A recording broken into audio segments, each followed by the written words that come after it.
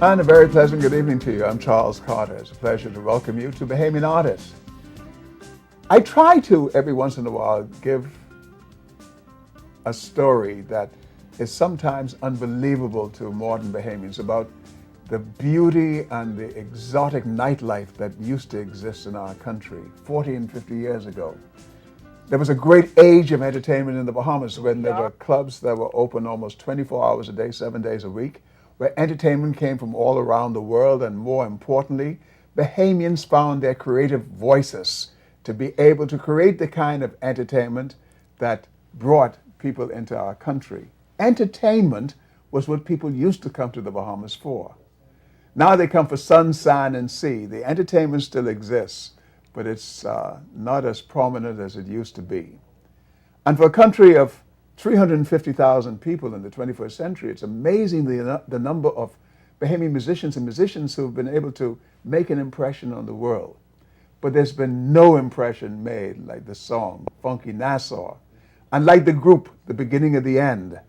It's a great story, and tonight, Ray Munnings, the architect of that story and that journey, will tell it to us. Ray, it's good to see you. You look like Showtime yourself. Well, it's a natural, like you say, but you know, to talk about the group that I was a part of that really took off was on, of course, guitar was Leroy Munnings, who actually came, started playing guitar when he was maybe in his late teens, and he started with he and Ralph, my other cousin, first cousin. They started with Hubert Laws as their instructor. He came down here as a guitarist. I'm sorry, with Benny King. So he was formally trained. Yes, they were formally trained. Yes, and so the old man said to Hubert Laws, "I'd like for you to stay in Nassau and to teach these two young men their instrument and the theory and the harmony and all that stuff about the music," which he did. And then at night, he would play in the cat and fiddle band. Hubert Laws, you know, was one of the best flautists in the world.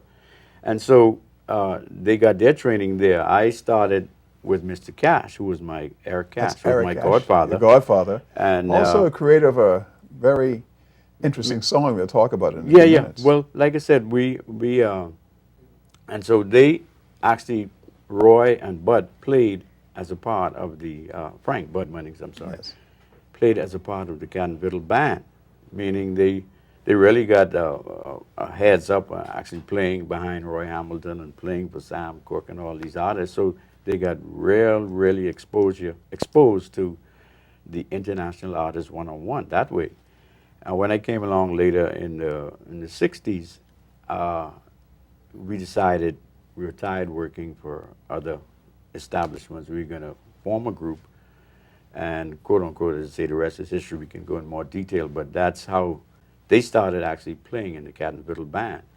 And of course, Fred Henfield, he was a friend of the family. He and Duke Harold Strawn and many other groups, he got his start in those areas, but he played in the cat and fiddle from time to time himself. But Roy and Bud were actually a part of the cat and fiddle band. Well, you know, Ray Munnings, the song Funky Nassau will haunt you forever more. It's amazing that you created that in the late 60s. It took off in the early 70s, and it's been going ever since. Even you call it the beast that will never die. Well, Charles, that is the appropriate name for that particular song. But you know, like I said, I had a co-writer with me, Dr.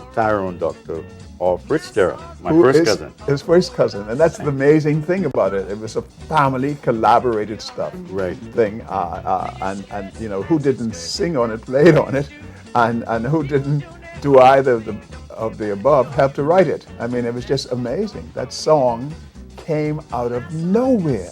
What is the story of Funky Nassau? Because it is played everywhere, and it's played for a long time everywhere. It is the most popular, the most famous song that has ever been written by a Bahamian from out of the Bahamas. Well, Charles, you know, when you can almost put your head in reverence anytime you say that Funky Nassau. That should have been the national anthem, but you know, what can I say? Meaning it has been played more times on more radio stations, probably, like you say, than any other local song. Oh, for sure. Because not only our version, but at least 100 other artists have covered For sure. one way or the other. I mean, from Santana up and down the gamut. And we have, the song itself came out of the time, 1969, like you said, 1970. And that's what, almost 43, 44 years ago. We came up with the idea that, listen, Nassau is just not all day, all night Marianne. We had started to change. This was before independence. And you look at the way the people were dressed, the attitude, what they were hoping that, we were hoping that independence would come very soon because majority rule had already passed. Not that I'm very politically minded that way, but I know something happened once you say, well, now the premier of the Bahamas was Celinda Pinling, and Bahamas was heading in a whole different direction. We had always been accustomed to working around tourist areas within the Cat and Fiddle, and of course the other, my other brothers, working with different hotels and those lounges and lobbies. And so we were exposed to a cosmopolitan group of people. And we didn't just play. I hear a lot of musicians now arguing about where there's gombe, where there's rake and scrape, where there's calypso. I mean, you know, we came with something that said we're going to fuse all of this music together and come up with something new. Yeah. Now, we didn't call it a particular type of music at that time, but when you listen, the predominant thing besides the other rhythm was the hi-hat, which makes that sound like you're scraping the saw. Yeah. And that really birthed disco music in the States. I mean, we've got documented proof of that from Henry Stone, who was the original, I don't say producer, but he distributed the product. And he helped to create the Miami sound. Yeah, the Miami sound. Which was really stolen from the Bahamas. Right, and the disco, which evolved into disco. Yes. So there are just so many different twists and turns that we could take on this story. It's just a matter of how much time you got.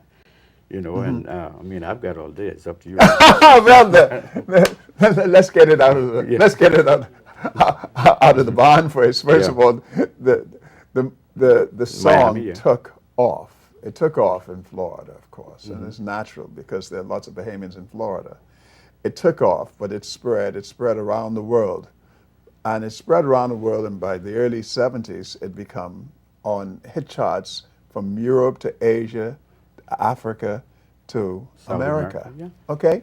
So that was the circuit that Funky Nassau made. But what surprises everybody, including the originator of the song, you, is that that circuit has been looped several times. It's almost like a satellite going around, and every once in a while it comes back, and somebody decides, for some reason, that Funky Nassau is the song that they want to record next. And even to you, it's inexplicable. Well, you know, it's, again, the beast that wouldn't die, meaning that when it was written, the lyrics were very simple. Nassau's gone funky, Nassau's gone soul.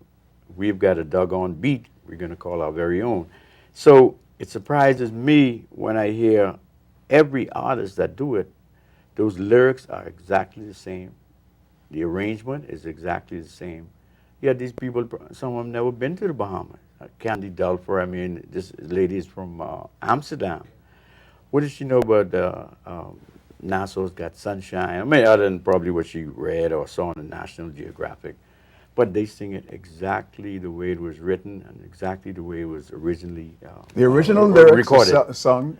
Exactly. The original keys are sung, and everything that was originally done so many years ago is still done by really artists in almost every genre of music today and almost every part of the world. They've all repeated Funky Nassau.